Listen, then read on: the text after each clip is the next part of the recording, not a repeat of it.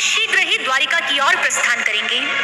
रथ सज्ज होने लगा है। बुआ कुंती जो हस्तिनापुर के राजभवन में भ्रमण कर रही है, एक एक कोने में जाकर देख रही है, हर जगह ढूंढती घूमती उसे स्मरण हो आ रहा है अपनी पूर्व स्मृतियों का।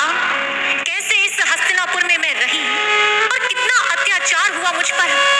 मेरे पुत्र भीम को विष खिला दिया गया। अरे मैं समझ ही नहीं पा रही थी कि मैं अपनों के बीच रहती हूँ या परायों के बीच रहती हूँ। एक स्थान पर जाकर देवी कुंती रुक गई और उस कोने को देखकर मानो उनकी आंखें नम हो गई। ये वही स्थान था जहां वो बैठी एक दिन क्रंदन कर रही थी, अपने और पराये के बीच में भेद करना चाहती थी और सिसक सिसक कर रो रही थी। उस समय अक्रूर जी आए थे कुंती से मिलने और अक्रूर जी को भेजा था कृष्ण ने कि जाओ मेरी बुआ कुंती का समाचार लेकर आओ, उनके पुत्र कैसे हैं, उनका कुशल समाचार आकर मुझे सुनाओ। देवी कुंती को ज्यों ही स्मरण हो आया, अंतर हृदय से बारंबार अपने प्रभु के चरणों में नमन अर्पित किया। इस राज्य भवन में रहते हुए भी मेरे अपने मुझे पूछ नहीं पाए, लेकिन आपने तो कभी अपनी बुआ को देखा तक नहीं, फिर भी आपने मेरा कुशल समाचार जानने के लिए किसी को भेज दिया। आपको कितनी चिंता थी मेरी प्रभु, कितनी चिंता थी। और केवल मेरी नहीं, आपने तो सदैव मेरी संतानों की भी चिंता की है। मैं जानती हूँ, मैं चाहे देख पाई या ना देख पाई, लेकिन हमें हर दुख से, हर कष्ट से उबारने वाला यदि कोई था तो वो केवल आप थे, केवल आप थे। प्रभु को मन ही मन धन्यवाद कह रही है। तभी एक दासी ने आकर कहा, है देवी, द्वारिकाधीश भगवान कृष्ण द्वारिका जाने के लिए सज्ज हो गए हैं। बुआ कुंती ने सुना, द्रुत गति से चल पड़ी। उधर भगवान कृष्ण रथ पर आरूढ़ हो गए और दारुक से कहा, रथ को आगे बढ़ाओ। दारुक रथ को लेकर आगे बढ़ गया। कुछ ही कदम रथ आगे बढ़ा होगा कि बुआ कुंती ने आकर मार्ग को रोक लिया। जो ही सामने बुआ कुंती को देखा, भगवान श्री कृष्ण ने दारुक से कहा, रथ को रोको, मुझे मेरी बुआ से मिलने जाना है। रथ से उतरे, बुआ कुंती के सामने जाकर खड़े हो गए। आज बुआ कुंती के हाथ जुड़े हुए हैं, आंखों में अश्रु हैं। अपनी बुआ की आंखों में अश्रु देखे भगवान कृष्ण कहते हैं, बुआ क्या हुआ, आप इस प्रकार मेरे मार्ग को रोककर क्यों खड़ी हो गई। बुआ कुंती ने कहा, हे प्रभु, मेरे पास आज आपके समक्ष कहने के लिए शब्द नहीं है। आपकी कृपाओं को, आपकी दया को मैंने हमेशा महसूस किया है, हमेशा अनुभव किया है।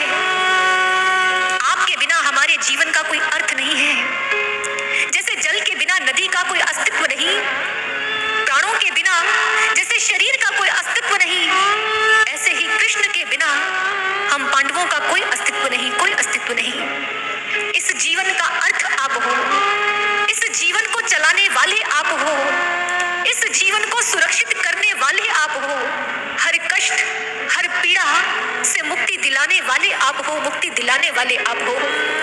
मैं कैसे भूल सकती हूँ नारायण, कैसे भूल सकती हूँ। जब मेरे नन्हे से भीम को विष खिलाया गया, उस विष को अमृत बनाने वाला कोई और नहीं, वो आप थे।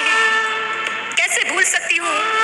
मेरी पुत्र वधू द्रौपदी के वस्त्रों का हरण किया जाने का प्रयास किया गया, वहां साड़ियों का ढेर लगाने वाला कोई और नहीं, वो आप थे।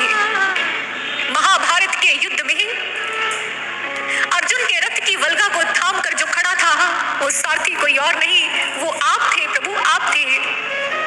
उत्तरा के गर्भ पे अश्वत्थामा ने ब्रह्मास्त्र चला दिया प्रभु, उस ब्रह्मास्त्र की अग्नि को शांत करने वाला भी कोई और नहीं, वो आप थे। आज ये कुंती आपसे कुछ मांगना चाहती है, क्या देंगे मुझे। कृष्ण ने सुना, कहने लगे, बुआ आप मांगिए, क्या मांगना चाहती हैं। बुआ कुंती ने कहा, भीगी रहे मेरी आत्मा भक्ति के सागर में, रंगों की ऐसी बरसात मांगती हूँ, खो ना जाऊं विकारों की घनी वादियों में, तेरे चरणों की हो जाना खाक मांगती हूँ। नम रहे ये आंखें सदा तेरी याद में, दुखों की ऐसी सौगात मांगती हूँ, दुखों की ऐसी सौगात मांगती हूँ। बुआ कुंती ने अपनी झोली फैला दी, कहने लगी, माधव अगर इस कुंती को कुछ देना चाहते हो, पूरी दुनिया के, पूरी सृष्टि के दुख मेरी झोली में डाल दो। कृष्ण ने सुना, कहने लगे, बुआ सारा जीवन दुख ही तो झेला है, आज जब सुखों के पल आए, आप पुनः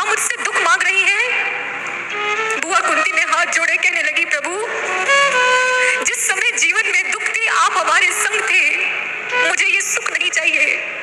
जिन सुखों के पलों में आप हमारा त्याग करके चले जाएं नारायण, मुझे ये सुख नहीं चाहिए। मुझे वो दुख चाहिए जिसमें मेरे प्रभु मेरे संग हो, जिसमें मेरे माधव मेरे पास हो। मुझे वो